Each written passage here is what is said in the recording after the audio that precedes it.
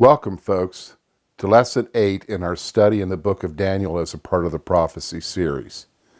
Today, we're going to launch right into the prophetic material. If you remember, chapters 1 through 6 were historical narrative where we basically saw some key events from the lives of Daniel as well as his friends that help give us an understanding of what the setting was like with both the Babylonian Empire and the Medo-Persian Empire.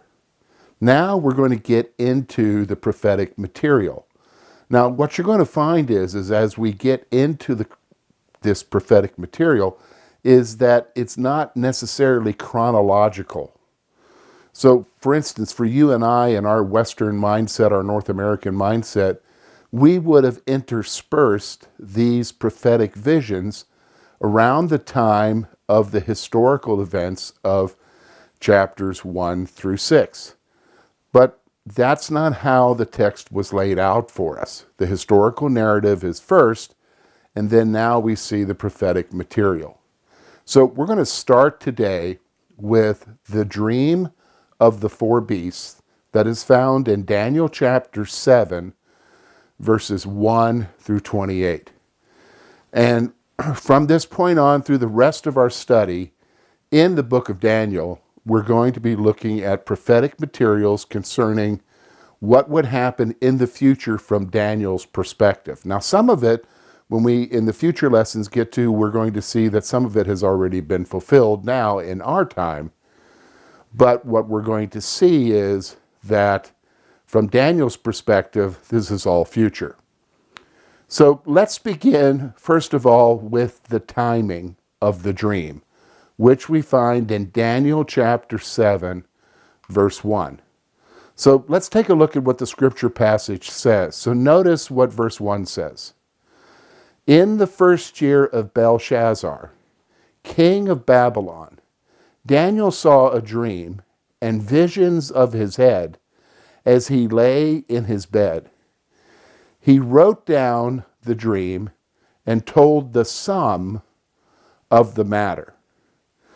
Now, as we begin to look at this, we're going to see that, again, it's going to tell us when exactly this vision that he received took place. So I want you to notice the timing. Daniel has a dream in the first year of Belshazzar's reign, which was 553 BC. Now, do you remember Belshazzar? We saw him in Daniel chapter 5, which would have been the end of his reign with the vision of the handwriting on the wall. Maybe I shouldn't say vision, where he saw the handwriting on the wall, a message of judgment. And that night, Belshazzar is dead. Now, if you remember, Belshazzar was co-regent with his father, Nabonidus. So this would have been during the first year of when he was co-regent. Daniel has a dream. Now, the other thing I think that is very key for you and I to understand is this next point. He had a dream while he was sleeping and recorded the main facts of the dream. So the text right up tells us that he doesn't tell us every immediate, minute detail of the dream and the vision that he had. He only gave us the summation of what he saw, the main facts. I think that's key for you and I to understand. When we look at these visions, sometimes we can get lost in trying to figure out every little detail of each one of these beasts, because we're going to be looking at the four beasts here. Daniel is only focused on a few things, and he gives us the summation of that. And that is, I think, where we need to put our focus at. So let's talk about the dream. So I want you to notice with me Daniel chapter 7, verses 1 to 14, the dream. So again, let's look at the scripture text and let's see what it tells us. Starting verse 2. Daniel declared, I saw in my vision by night, and behold, the four winds of heaven were stirring up the great sea. And the four great beasts came up out of the sea, different from one another. The first was like a lion and had eagle's wings. Then as I looked, its wings were plucked off, and it was lifted up from the ground and made to stand on 2 feet like a man. And the mind of a man was given to it. And behold, another beast, a second one like a bear. It was raised up on one side. It had 3 ribs in its mouth, between its teeth. And it was told, arise, devour much flesh. After I looked, and behold, another like a leopard, with 4 wings of a bird on its back.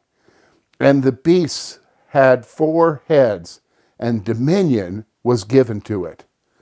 And after this, I saw in the night visions, and behold, a 4th beast, terrifying and dreadful and exceedingly strong.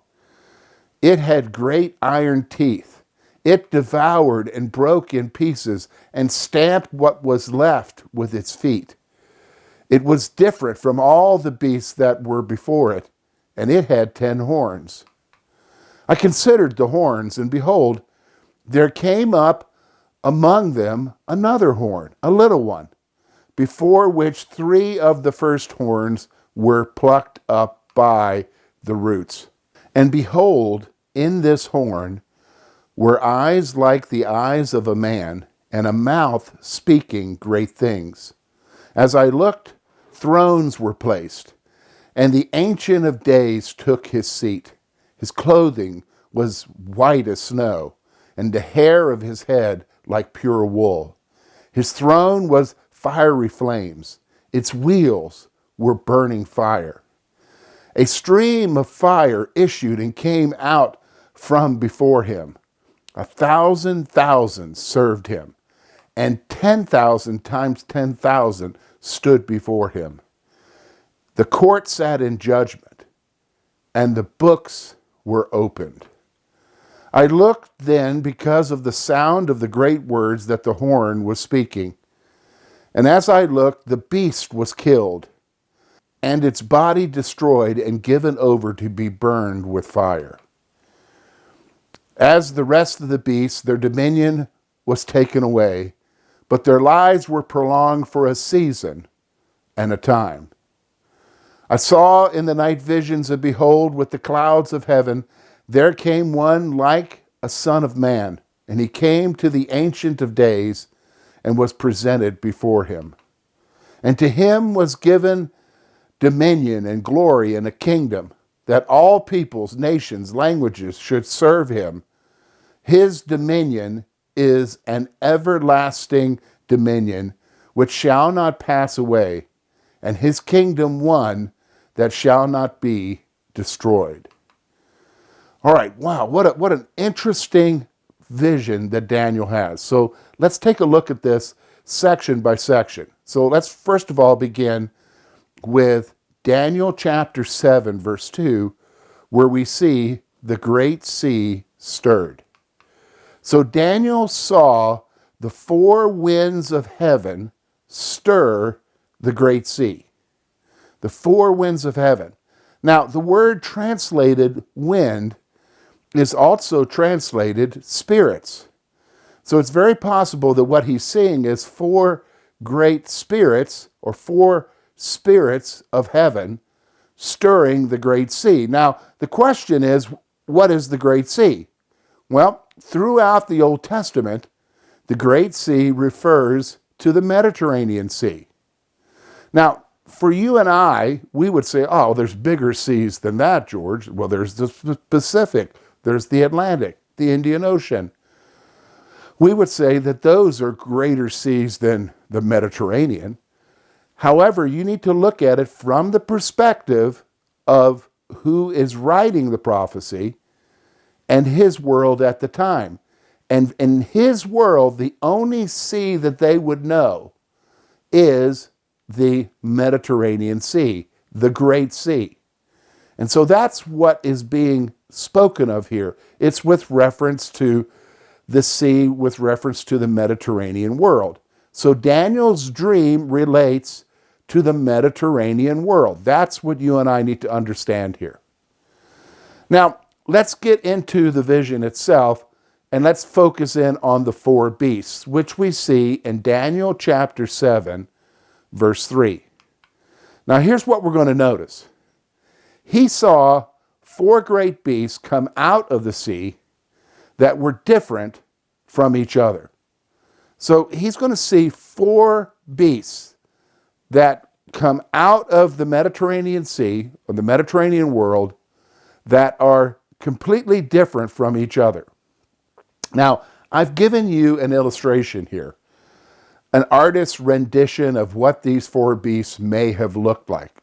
It's possible that these are very similar, or very much these are the conception of the artist. If you notice, the fourth beast, which was the terrible beast, he likened it to a T-Rex who had 10 horns. It might have been that, may have been something else. We're not sure. All we can do is just look by the descriptions and come up with it on our own. So let's talk about these four great beasts. Okay, so first of all, in Daniel chapter 7, verse 4, there's the lion-like beast. So the first beast was like a lion and had eagle's wings. Now, obviously, what he's seeing is not something that is even prevalent in our world. We have never, ever seen, maybe except in artistry or imagery from fantasy or something, anything like this. Well, this beast was a lion who had eagle's wings. Now, in his dream, the beast's wings were plucked off, and it was made to stand like a man. So this beast had its wings plucked off, and then it's made to stand like a man. The text also tells us that a man's heart was given to it. A man's heart was given to it. Well, that brings us now to Daniel chapter 7, verse 5, where we see the bear-like beast. So the second beast was like a bear, and it had 3 ribs in its mouth. Doesn't tell us exactly what the ribs are, it just says it has ribs. The beast was told to rise up and devour much flesh. So it's supposed to rise up and destroy. It's supposed to devour much flesh, meaning to conquer. That brings us now to the third beast, which we see in Daniel chapter 7, verse 6. The leopard-like beast. In fact, when we talk about this beast, you and I know for a fact that this doesn't even exist in our world. But here it is. He's seeing it in the vision. The third beast was like a leopard who had 4 wings and 4 heads. So 4 wings, 4 heads. And dominion was given to this beast. Dominion means control. It means domination of an area. That brings us now to the final beast, the terrible beast, which we see in Daniel chapter 7, verse 7. The fourth beast was terrible in appearance and strong. So he doesn't really get into very much detailed description of what this beast looked like, except to say it was terrible and it was strong. It was different than the other beasts, and it had 10 horns. So whatever this beast was far different than anything that has ever been seen before, and it had 10 horns. Now, the text tells us that Daniel focused in on those 10 horns. So I want you to notice in Daniel chapter 7, verse 8, he talks about the little horn. So when he's focusing on these 10 horns, a little horn emerged from the midst of the 10 horns. So out of these 10 horns that he's considering emerges a little horn. Now, the little horn plucked out 3 of the 10 horns by its root. So this little horn causes 3 of the 10 to be plucked out and cast away by its roots. He also describes this little horn in this way. The little horn had a mouth speaking pompous words. Pompous meaning great or exaggerated words. Now, we get to Daniel chapter 7, verses 9 through 10, and we're introduced to somebody else. This is not the beast, but somebody else enters into the vision, and it's the Ancient of Days. Now, Daniel saw the Ancient of Days seated. Now, the Ancient of Days is God. We know that from other passages with reference to the Ancient of Days. It's with reference to the Creator God. Here he is described. Daniel sees him, and he was clothed in white, and his hair was pure wool. Very similar to kind of John's picture of Jesus in Revelation chapter 1, where he sees Jesus Christ, who's clothed in white, and his hair was like pure wool. They're not the same, so to speak, individual persons, although one God. But here's the point we're seeing, that there's a similarity here. Now, when we come to Daniel chapter 7, verses 11 through 12, we're going to see the judgment of the beast. Now, the beast it's referring to here is obviously the fourth beast, or the little horn. So, Daniel saw a huge multitude ministering before the Ancient of Days. 10,000 times 10,000. Similar to kind of the descriptions that we see in the book of Revelation that we're going to see when we get to the book of Revelation in our prophecy series. Daniel saw the beast slain and destroyed. So this final beast is slain and is destroyed. That brings us then to an interesting addition of another person into our visions. We find that in Daniel chapter 7, verses 13 through 14, the Son of Man. So Daniel, in his vision, after he sees the beast slain, he saw one like the Son of Man coming with the clouds of heaven. Again, very familiar language to you and I from the New Testament. When we think about 1 Thessalonians chapter 4, the whole discussion of Jesus coming with the clouds of heaven. He came to the Ancient of Days. That is, he, the Son of Man, comes to the Ancient of Days. Now, this Son of Man, which we believe to be Jesus, was given something by the Ancient of Days. He was given dominion and an everlasting kingdom. Now, this, again, is reinforced by other scriptures concerning the reality of an eternal kingdom being given to his Son. Now, of course, Daniel, when he sees all of this, is going to react. So I want you to see Daniel's dismay, which we see in Daniel chapter 7, verses 15 through 16. So I want you to notice with me what the scripture text says here. Look with me, verse 15. As for me, Daniel, my spirit within me was anxious, and the visions of my head alarmed me. I approached one of those who stood there and asked him the truth concerning all this.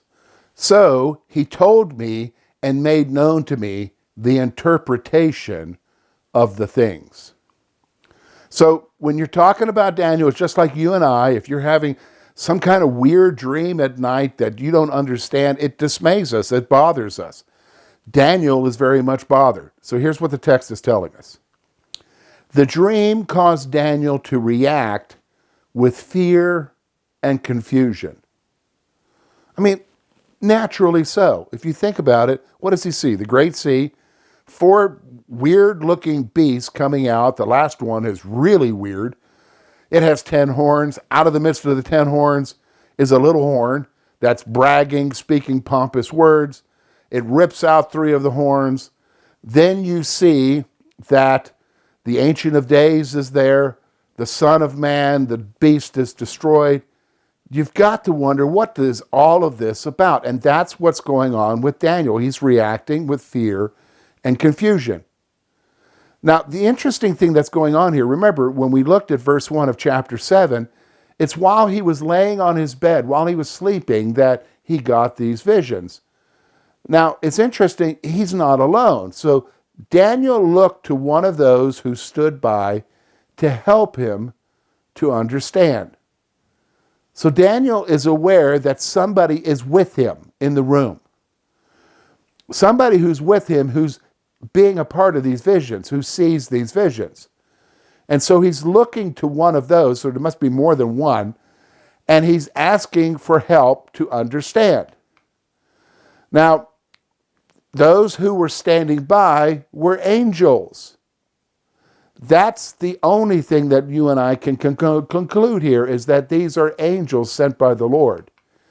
So the angel tells Daniel that he will make known the interpretation of these things. So the angel is going to help Daniel to understand. He's going to give him the interpretation. All right, so let's focus on that. So when we come to Daniel chapter 7, verses 17 through 27, we're going to see the interpretation of these dreams. So let's notice what the scripture text says. So let's start with verse 17. These 4 great beasts are 4 kings who shall arise out of the earth. But the saints of the Most High shall receive the kingdom and possess the kingdom forever, forever, and ever. Then I desired to know the truth about the 4th beast, which was different from all the rest, exceedingly terrifying, with its teeth of iron and claws of bronze, which devoured and broke in pieces and stamped what was left with its feet, and about the 10 horns that were on its head, and the other horn that came up, before which 3 of them fell. The horn had eyes and a mouth that spoke great things, and that seemed greater than its companions. As I looked, this horn made war with the saints and prevailed over them, until the Ancient of Days came, and judgment was given for the saints of the Most High. And the time came when the saints possessed the kingdom.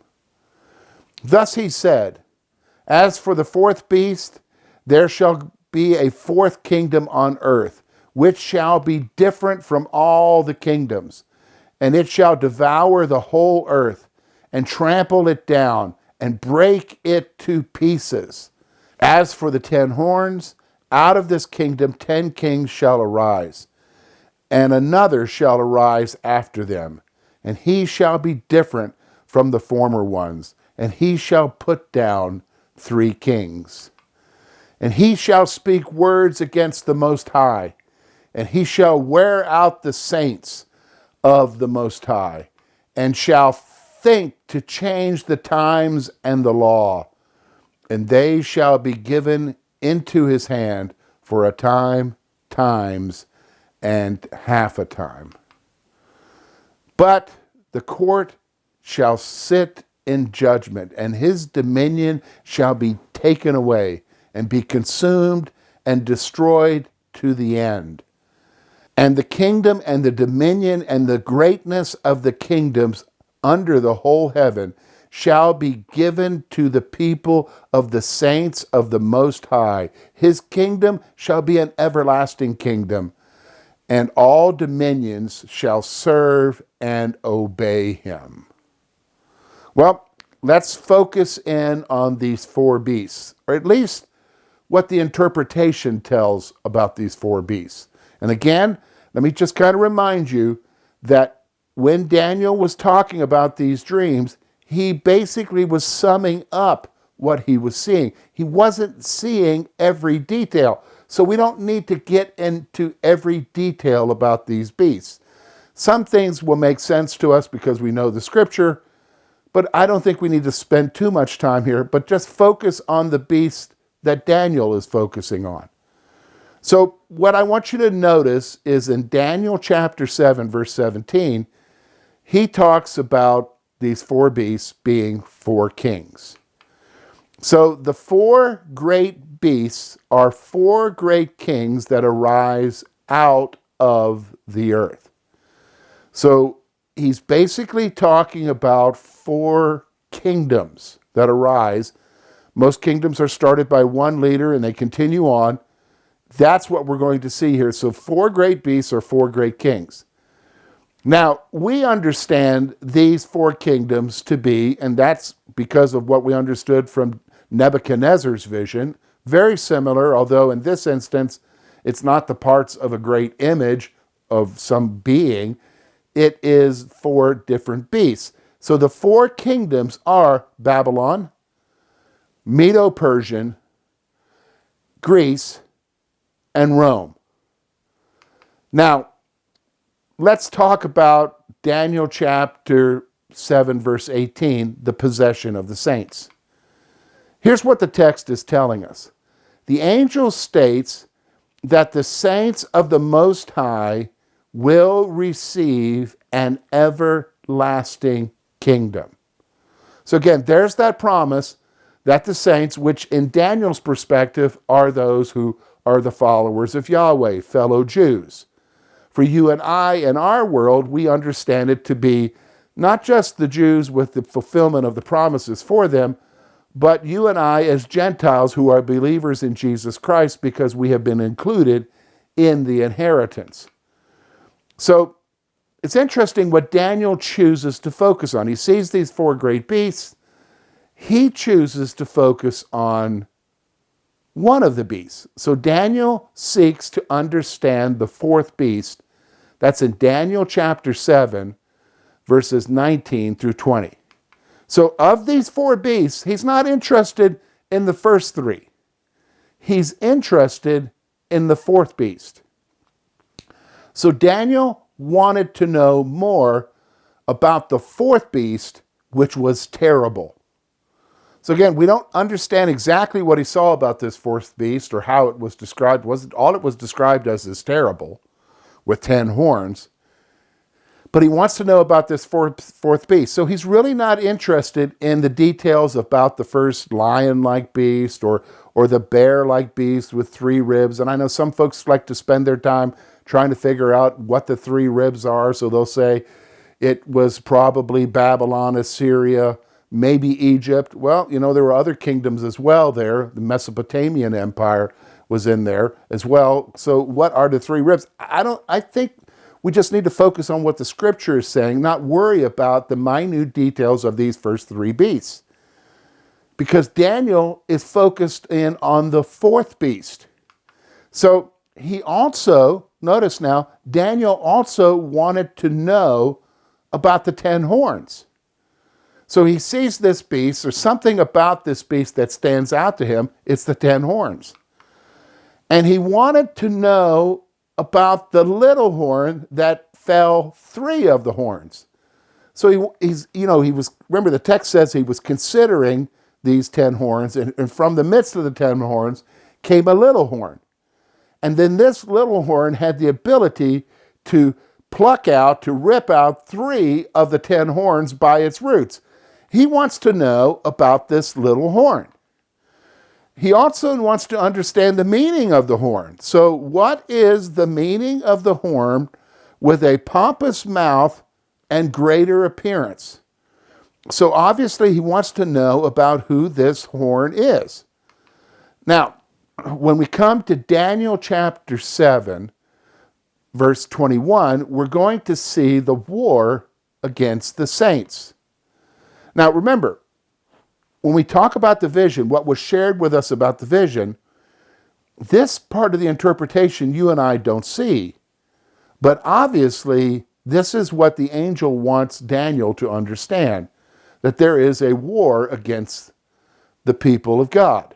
So Daniel saw the little horn make war against the saints of God. So that gives us a clue as to who this little horn is. You and I would understand this little horn to be the Antichrist from the other scriptures. Because again, this would correlate with what we're going to see in Zechariah and what we're going to see in the book of Revelation. So the little horn prevailed against them. So this is something you and I need to understand. When we come to that 7-year period, and we're going to talk about the 7-year period later when we get into Daniel chapter 9, in this 7-year period, this little horn, this ruler, this Antichrist is going to prevail against Israel. This is what Daniel is seeing in this vision. However, that's not the way it's going to end. So when we come to Daniel chapter 7, verse 22, we see the victory of the Ancient of Days. And really what we're saying here is the victory of God. So Daniel saw the Ancient of Days judge the beast and give the kingdom to the saints. So God is going to judge the Antichrist and then give the kingdom to the people of God. Now, let's focus in on what Daniel sees as the interpretation of the fourth beast in Daniel chapter 7, verse 23 through 27. So what we're going to notice, first of all, is the description of the kingdom, which is we find in Daniel chapter 7, verse 23, it's a world kingdom. So the fourth kingdom will be an earthly kingdom unlike any kingdom before it. So folks, this is going to be some sort of kingdom that is completely different than any other kingdom that they had experienced in their time when this book was written. This kingdom will subdue and dominate the whole earth. So this kingdom, whatever it is or whoever it is, will dominate the whole world. And we know that this kingdom is the kingdom of the Antichrist. Now, again, he's going to get into further description here, interpretation, and that's with reference to Daniel chapter 7, verse 24, the first part, which is the 10 kings. So the 10 horns are the 10 kings that arise out of this kingdom. So we understood to be that the fourth beast was Rome. We understood that simply because of what we understood from Nebuchadnezzar's vision as well. Now, out of Rome will arise 10 kings, 10 kingdoms, 10 governments. This is where the problem is. Sometimes people want to figure out who the 10 governments are. Could they be 10 literal kingdoms since the time of Rome? Could it be 10 regional governments? Could it be 10 nations? That was the view that Hal Lindsey had 40 years ago when he wrote The Late Great Planet Earth. You and I need to really just recognize that this is 10 kingdoms, 10 kings that came ultimately out of what was left of the Roman Empire. Now, let's focus in on Daniel chapter 7, verse 24, the latter part, through verse 25, and the interpretation concerning the little horn. Here's what I want you to see. The little horn is a king who will arise out of these 10 kings. So from these 10 kingdoms that come out of this greater Roman Empire, there will arise a little horn. It is a king, it is a leader who will arise out of these 10 kings. That this king will subdue 3 of the kings. So it's very possible that these 10 kingdoms that came out of the late, or what was left of the Roman Empire, coexist with each other. But this king who is going to arise up, that we understand to be the Antichrist, will deal with or destroy or uproot, whatever you want to take the description to be. He will subdue 3 of the kings. He will deal with 3 of the kingdoms. It's going to describe basically the character of this little horn, this king. This king will speak blasphemous things against the Most High God. That's what we understand about the Antichrist. This king will persecute the saints of the Most High. Again, from Daniel's perspective, that would be the people of God in his time, which would be the Jews. For you and I, we understand that to be the Jews as well as those Gentiles who have come into faith through the finished work of Jesus Christ. Now, when we come to Daniel chapter 7, verse 26, we see the destruction of the little horn. The destruction of the little horn.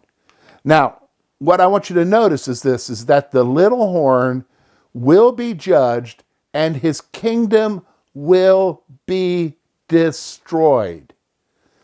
He's going to be judged. And so let me just kind of give you a foreshadowing of some of the other scriptures that we're going to see here in Daniel, as well as when we get to Zechariah, when we get to the New Testament. Whenever it describes the activities of the Antichrist, it will always end with the reality that he is going to be judged and destroyed by God. You and I need to rest assured in that.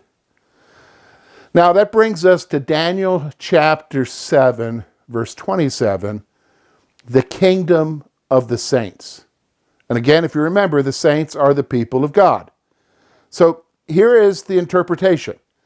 All of the greatness of the earthly kingdoms will be given to the saints. Now this is reinforced multiple times throughout the Old Testament from the prophets when they talk about that basically all of the nations will bring and pay tribute and bring their glory and their wealth and their greatness to present before the Lord in that kingdom of his saints. The kingdom of the Most High will be everlasting, and all will serve him. This is the reality of what the world is going to be. And you and I know that to be true when we come to the 1,000-year reign of Jesus Christ. Now, the text is going to conclude with one verse, and that's Daniel chapter 7, verse 28. And that is the reality of the effect that it has on Daniel. And what we're going to see in Daniel chapter 7, verse 28 is Daniel changed. He changed. So I want you to notice with me what verse 28 says. Here is the end of the matter. As for me, Daniel, my thoughts greatly alarmed me, and my color changed. But I kept the matter in my heart. Now, let's talk about Daniel being changed, changing who he was or his demeanor. Something changed about him. Well, here's what the text says. The nature of the dream and interpretation bothered Daniel and changed him. So what he saw that night wasn't just, oh, wow, must have had something bad to eat. Wow, I'll forget about this. No. The dream and the interpretation bothered him. And it changed him. It was a changing point for him. But interesting, notice what the text also tells us. However, he kept the matter of the dream to himself. So he didn't go around sharing this dream with people in Babylon. Now, that brings us to the end of our study in Daniel chapter 7, verses 1 through 28. Next week, we're going to continue on in the prophetic material as we get into lesson 9 and we look at Daniel chapter 8.